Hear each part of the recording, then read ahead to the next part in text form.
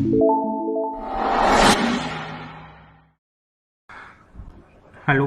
दोस्तों, this Ranveer here and I welcome you to PPSC platform.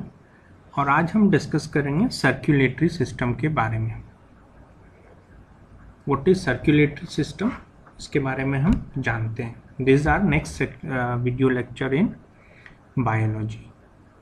तो अब तक हमने क्या क्या कवर कर लिया है? हमने स्केलेटल सिस्टम कर लिया है, हमने डाइजेस्टिव सिस्टम कर लिया है, हमने रेस्पिरेटरी सिस्टम कर लिया है, हमने न्यूट्रिशंस कर लिया है। अब हम करेंगे सर्कुलेटरी सिस्टम। ये हमारा ह्यूमन एनाटॉमी का नेक्स्ट चैप्टर है। इसको हिंदी में हम कहते हैं परिसंचरण तंत्र या वाहिका तंत्र। ठीक है, अब डेफिनेशन समझते हैं, बुकिश डेफिनेशन की एक्चुअली में क्या होता है, इस सर्कुलेटरी सिस्टम में होता क्या। अब हम समझ गए कि हमारे बदन का ढांचा कैसे बनता है। ठीक है, वो हम समझ गए स्केलेटल सिस्टम से। खाना पचता कैसे है, खाने में क्या क्या न्यूट्रिएंट्स होता है, रेस्पिरेशन क्यों ज़रूरी है, क्या होता है उसमें, ये सारी बातें हमने डिफरेंट सिस्टम से समझी हैं। अब आगे हम चलते हैं कि सर्कुलेटरी सिस्टम का इम्पोर्टेंस क्या है ह्यूमन बॉडी में। तो the circulatory system is made up of blood vessels. Blood vessels क्या है? ब्लड को स्टोर करने के लिए जो कंटेनर्स होते हैं, ऐसा आप समझ सकते हैं, वेसल्स होते हैं। ठीक है, कंटेन करने के लिए, उसको स्टोर करने के लिए। ठीक है, इनका काम क्या होता है? That carry blood away from and towards the heart. Blood का जो भी फ्लो होता है, अगर मान लीजिए लेट अस सपोज कि ये कुछ ऐसा हमारा हार्ट है, ठीक है, तो ब्लड इसमें आता है और इससे बाहर जाता है। ये जो पूरी प्रोसेस होती है ब्लड हार्ट में आने का और फिर उससे पंप होने का, this is called as circulatory system. अब ब्लड आ रहा है और ब्लड जा रहा है, सिर्फ ऐसा तो नहीं होगा कि सिर्फ ब्लड आ रहा है और ब्लड जा रहा है, कुछ तो क्रिया हो रही होगी। There has to be some biological process. क्या होता है वो? The circulatory system carries oxygen, nutrients and hormones to the cells. जो सेल होता है उस तक ऑक्सीजन, न्यूट्रिएंट्स और हार्मोन्स पहुंचाने का काम सर्कुलेटरी सिस्टम का होता है। और कैसे करता है? Through blood. Most important thing is blood. ठीक है, सारे न्यूट्रिएंट्स, ऑक्सीजन ब्लड में ही घुले होते हैं। ठीक है, और इसके अलावा ये तो जो रिक्वायर्ड प्रोडक्ट है वो दे रहा है, वेस्ट प्रोडक्ट्स को जैसे कि कार्बन डाइऑक्साइड, इन सब चीज़ों को रिमूव भी करता है। अब कैसे करता है ये हम समझेंगे। तो ब्लड एक इम्पॉर्टेंट कॉन्सेप्ट है जो ये सब करने में हेल्प करता है। और दूसरा क्या है? हार्ट। बहुत सारे डायग्राम मिलेंगे आपको जब आप खोजने जाएंगे। तो एक ये बेसिक डायग्राम है हार्ट का। ठीक है, ये जो हार्ट है इसको अगर हम समझने की कोशिश करें तो 4 पार्ट में डिवाइडेड है। ये वाला जो पार्ट है ये राइट साइड है। ठीक है, this is right side and this is the left side. ऊपर जो है उसको बोलते हैं आर्ट्रियम,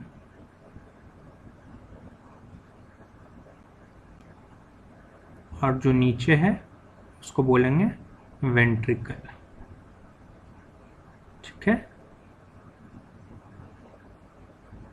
सी है ये। ठीक है, ये वाला हो जाएगा राइट आर्ट्रियम, ये हो जाएगा लेफ्ट आर्ट्रियम, ये हो जाएगा राइट वेंट्रिकल, ये हो जाएगा लेफ्ट वेंट्रिकल। ठीक है, अब डायग्राम में देखिए, ये वाला क्या है? राइट है, ये अपर पार्ट, ये राइट आर्ट्रियम हो गया, ये लेफ्ट आर्ट्रियम हो गया, ये राइट वेंट्रिकल हो गया, ये लेफ्ट वेंट्रिकल हो गया। ठीक है,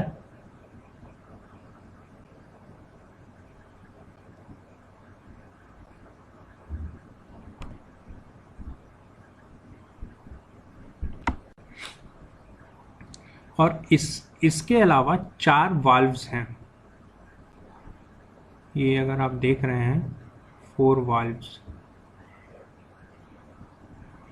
ट्राइक्यूस्पिड valve, pulmonary valve, mitral valve, aortic valve. अच्छा, हार्ट का ब्लड आना, इसके अंदर ब्लड आया और जो भी प्रोसेस हुआ, वो प्रोसेस अभी हम समझेंगे क्या होता है, वो प्रोसेस हुआ और फिर यहाँ से ब्लड चला गया।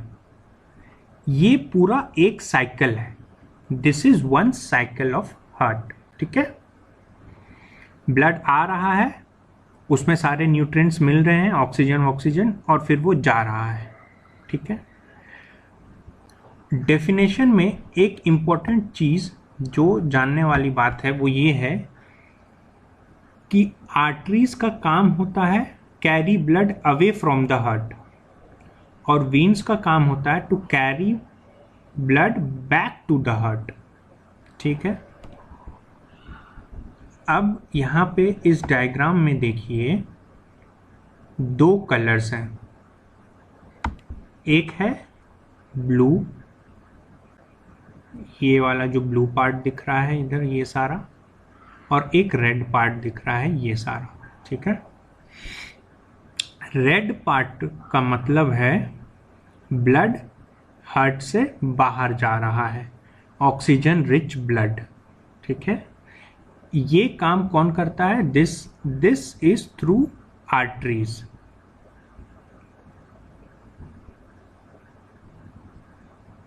और ब्लू पार्ट में ऑक्सीजन डेफिशिएंट ब्लड आ रहा है हार्ट में, वो होता है वीन्स के थ्रू। ठीक है, कैसे होता है? अगर आप एरोज को देखें और समझें तो पहले राइट आर्टरियम में ब्लड आता है। कौन सा ब्लड आता है? Oxygen deficient. ठीक है, ये कार्बन डाइऑक्साइड रिच ब्लड रहेगा, है ना। और फिर right atrium will push the blood to right ventricle और इस वेंट्रिकल से ब्लड जाएगा लंग्स में, लंग्स में से ब्लड को ऑक्सीजन मिलेगा। ठीक है, वो ऑक्सीजन रिच ब्लड आएगा लेफ्ट वेंट्रिकल में, oxygen rich blood left ventricle में आएगा और ये लेफ्ट वेंट्रिकल फिर उसको राइट वेंट्रिकल में पुश करेगा और ये राइट वेंट्रिकल से सारा ब्लड थ्रू आर्टरीज बॉडी में चले जाएगा, हर एक सेल के पास पहुंच जाएगा। फिर से समझते हैं, पहले राइट आर्टरियम में आया, राइट आर्टरियम उसको ट्रांसफर किया राइट वेंट्रिकल में, राइट वेंट्रिकल से गया लंग्स में, ऑक्सीजन रिच ब्लड आया लेफ्ट वेंट्रिकल में, लेफ्ट वेंट्रिकल से राइट आर्टरियम में आया and then it gets transported to all other cells. ये काम होता है आर्टरीज के थ्रू जब पंप अवे होता है, और जब पंप इन होता है blood that happens through veins. ठीक है, एक साइकिल में ये जो चारों वाल्व्स हैं, ये चारों वाल्व्स एक एक बार खुलेंगे। हमारे चारों वाल्व्स एक एक बार खुलेंगे, ये एक साइकिल हुआ। ठीक है, हार्ट का फंक्शन समझ में आया आपको, ब्लड कैसे आ रहा है कैसे जा रहा है।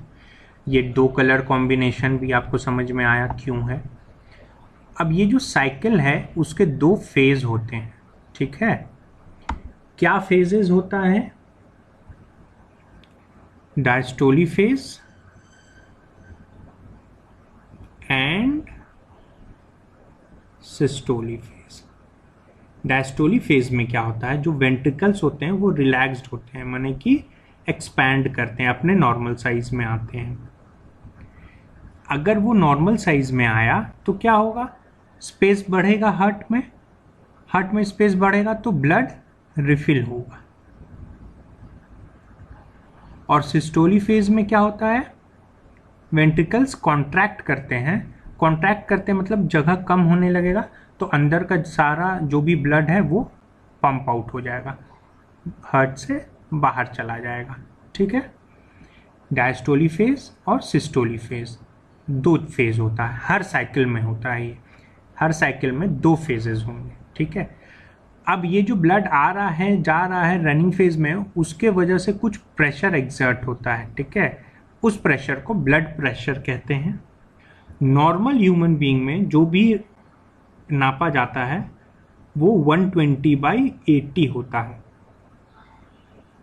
120/80 को नॉर्मल ब्लड प्रेशर कहा जाता है। अगर इससे ज़्यादा हुआ तो हाई प्रेशर, इससे कम हुआ तो लो प्रेशर कहा जाता है। ठीक है,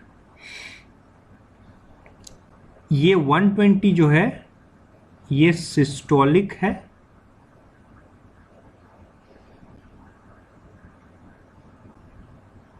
और ये जो 80 है नीचे वाला, this is diastolic.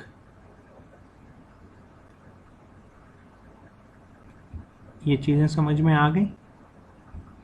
High pressure और लो प्रेशर होता है।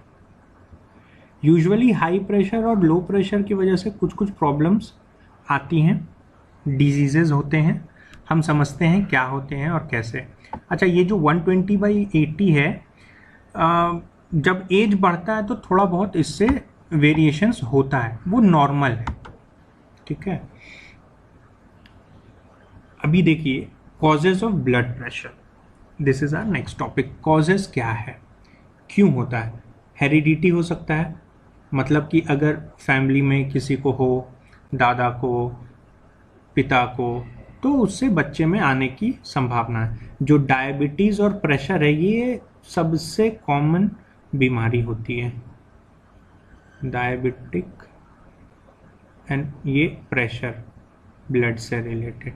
एक सर्टेन एज के बाद अगर फिजिकल वर्कआउट सही नहीं है, डाइट अच्छा नहीं है, लाइफस्टाइल सही नहीं रहा हो, तो इन दीज केसेस डायबिटीज़ भी हो जाता है और प्रेशर भी हो जाता है। In most of the cases blood pressure या तो हेरिडिटी भी हो सकता है, फूड हैबिट की ही वजह से मैक्सिमम बीमारियां होती हैं। अगर अल्कोहल या ड्रग्स ऐसा कुछ आप ले रहे हैं तो भी हो सकता है। ओबेसिटी मतलब कि अगर आपका वेट जो है, बॉडी वेट ज़्यादा है, ज़्यादा मतलब कुछ एक BMI इंडेक्स होता है, वो हर उम्र के हिसाब से एक बॉडी का हाइट के हिसाब से आपके एक बॉडी का वेट होना चाहिए। एक सर्टेन लिमिट से ज़्यादा वेट होता है तो उसको, वो भी अपने आप में एक बीमारी है, ओबेसिटी बोलते हैं। तो वजन को भी मेंटेन रखना होगा, और ये इंडीड फूड हैबिट के भी वजह से होता है। कभी कभी कुछ थायराइड प्रॉब्लम की वजह से भी ओबेसिटी की प्रॉब्लम होती है। मेंटल टेंशन, अब तो आप सारे लोग कलेक्टर और SP DSP बनिएगा, इसके लिए तैयार रहिए। बहुत ही हेक्टिक वर्क शेड्यूल रहता है ऐसे पोस्ट पे। टेंशन नहीं लेना, मेंटल टेंशन की वजह से आपको प्रॉब्लम हो जाएगी। ठीक है, डिहाइड्रेशन, हाइड्रेटेड रखना बॉडी को बहुत ज़रूरी है, हमने पढ़ा था न्यूट्रिशन में। One of the nutrient is water, और वो कैसे हम उसकी कमी पूरा करते हैं, हम उसको by drinking lot of water. जितना रिक्वायर्ड वाटर उतना 3 से 4 लीटर ह्यूमन बीइंग को डेली का consumption, 3 to 4 litre of water every day you have to drink. ज़रूर नहीं है सिर्फ पानी पिए, आप जूस और प्लेन जूसेस, कोकोनट वाटर, ठीक है, फ्रूट जूसेस, सूप, ऐसी चीज़ों से भी, दाल, ये चीज़ों से भी, दूध, आपका डिहाइड्रेटेड रखना, मतलब हाइड्रेटेड रखना है बॉडी को, डिहाइड्रेशन नहीं होना चाहिए। और मेडिकेशंस, इसी के लिए बोलते हैं कोई भी मेडिकल, आपको अगर कोई भी मेडिसिन लेना है, ठीक है, वो मेडिकल एडवाइस से होना चाहिए। किसी मेडिकल प्रैक्टिशनर के, डॉक्टर के एडवाइस से ही लेना चाहिए कोई भी मेडिसिन। बिना डॉक्टर के एडवाइस के कभी कोई मेडिसिन नहीं लेना चाहिए।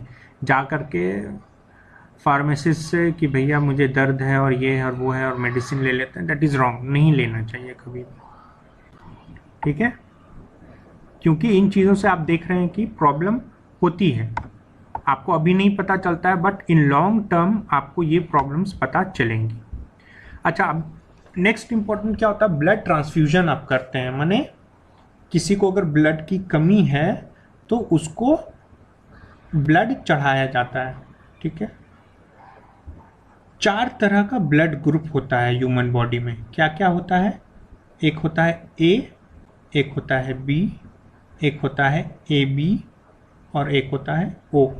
ठीक है, 4 तरह के ब्लड होते हैं। यहाँ पे एक टेबल बनाया मैंने, कौन किसको ब्लड दे सकता है। सपोज ये डोनर ग्रुप है, यहाँ पे जो भी है हमारा ये डोनर ग्रुप है, और यहाँ पे जो भी है ये रेसिपिएंट ग्रुप है। ठीक है, सपोज ए है तो ए ग्रुप वाला डोनर किसको किसको दे सकता है, या तो सिर्फ ए वाले को दे सकता है या सिर्फ ए बी वाले को दे सकता है। ठीक है, उसी तरह बी वाला बी वाले को देगा या ए बी वाले को देगा, ए बी वाला सिर्फ ए बी वाले को दे सकता है, और ओ वाला चारों को ही दे सकता है। ठीक है, अगर इसमें देखें तो O is universal donor and AB is universal recipient. ठीक है, एग्जाम में डायरेक्ट क्वेश्चंस आते हैं, यूनिवर्सल डोनर कौन है, यूनिवर्सल रेसिपिएंट कौन है, या फिर बोल देंगे कि AB पॉजिटिव ब्लड ग्रुप वाले को कौन कौन ब्लड देगा। ऑप्शन रहेगा A, B, O, AB, और 5वां ऑप्शन भी आजकल देने लगे हैं, नन ऑफ दी अबव या फिर ऑल ऑफ दी अबव। तो इसमें ऑप्शन ई को टिक करना है। ठीक है, option E will be the answer. तो ऐसे ही क्वेश्चंस फ्रेम होंगे इसमें। तो ये चार्ट आपको याद रखना है, इससे क्वेश्चंस आए हैं प्रीवियस ईयर भी। इसके अलावा एक इंपॉर्टेंट टर्म होता है RH फैक्टर का। RH फैक्टर कुछ नहीं है, RH फैक्टर इज एक रेसस प्रजाति का मंकी होता है, रेसस प्रजाति का मंकी होता है जिससे ये डिराइव किया गया है। तो सपोज जो मदर है, मदर RH नेगेटिव है और फादर RH पॉजिटिव है। ठीक है, इन दिस केस चांसेस क्या है कि जो बच्चा है वो RH पॉजिटिव हो। There is a chance RH positive होगा बच्चा, क्योंकि ब्लड ग्रुप आपको जेनेटिकली मिल रहा है अपने माँ से या पिता से। ठीक है ना, इन दिस केस अगर वो RH नेगेटिव पॉजिटिव आया, मदर इज RH नेगेटिव, बच्चा RH पॉजिटिव है, तो प्रॉब्लम है। क्या प्रॉब्लम है, मदर का बॉडी एंटीबॉडीज बनाने लगेगा, और वो जो बच्चा है पेट में जिसको कि फ्यूटस बोलते हैं, क्या कहते हैं, फ्यूटस, उसके ब्लड सेल्स को यानी कि RBC को डैमेज करने लगेगा, and it will result in complications in the pregnancy. ठीक है, बहुत सारे रिलेटेड प्रेगनेंसी कॉम्प्लिकेशंस होंगे इसकी वजह से। कॉम्प्लिकेशंस प्रेगनेंसी में जब होता है तो फिर उससे रिलेटेड और बहुत सारे प्रॉब्लम होते हैं। सबसे बड़ी प्रॉब्लम तो एक मेंटल टेंशन हो जाता है। अगर पहला बेबी है तो ऑब्वियसली बहुत प्रॉब्लम होगा, और इन सर्टेन केसेस मैंने किसी आर्टिकल में भी पढ़ा था, इफ़ आई रिमेंबर करेक्ट, कि सेकेंड बेबी कंसीव करने में भी प्रॉब्लम होता है, मोस्ट केसेस नहीं भी करते हैं। तो ये RH फैक्टर जो है, इट वॉज सबसे पहले डिस्कवर्ड बाय 2 साइंटिस्ट, उनका नाम था लैंडस्टियन एंड वेनर। इसका स्पेलिंग मैं लिख देता हूँ,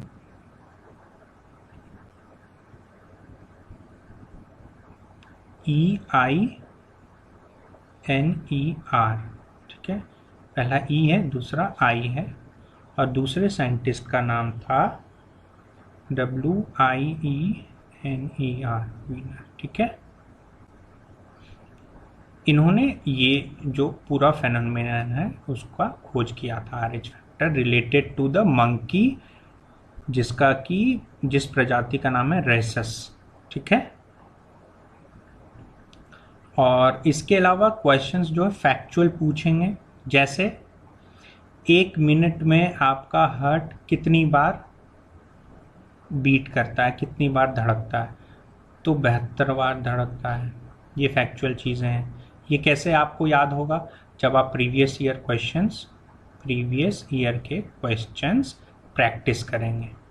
या क्वेश्चन पूछ देगा कि एक एडल्ट ह्यूमन बीइंग में कितना लीटर ब्लड होता है, तो 5 से 6 लीटर होता है। ये फैक्चुअल बातें, ऐसे क्वेश्चंस आए हुए हैं प्रीवियस ईयर में। आप ये प्रीवियस ईयर क्वेश्चंस बनाएंगे सारे यूपीएससी के, और जितने भी बाकी स्टेट पीसीएस हैं उनके क्वेश्चंस बनाएंगे, तो ऐसी फैक्चुअल चीज़ें आपको याद हो जाएंगी। वो फैक्चुअल चीज़ों में समझाने के लिए कुछ भी नहीं है। जो भी कॉन्सेप्चुअल बातें थे वो हमने डिस्कस कर लिया यहाँ पे। फैक्चुअल चीज़ें आप प्रीवियस ईयर क्वेश्चंस बनाइए और उससे आपको क्लियर हो जाएंगी बातें। ठीक है, और मटेरियल्स जैसे कि मैंने पहले वीडियो में भी बताया था, बीपीएससी प्लेटफॉर्म का जो वेबसाइट है www.bpsc.com, bpscplatform.com,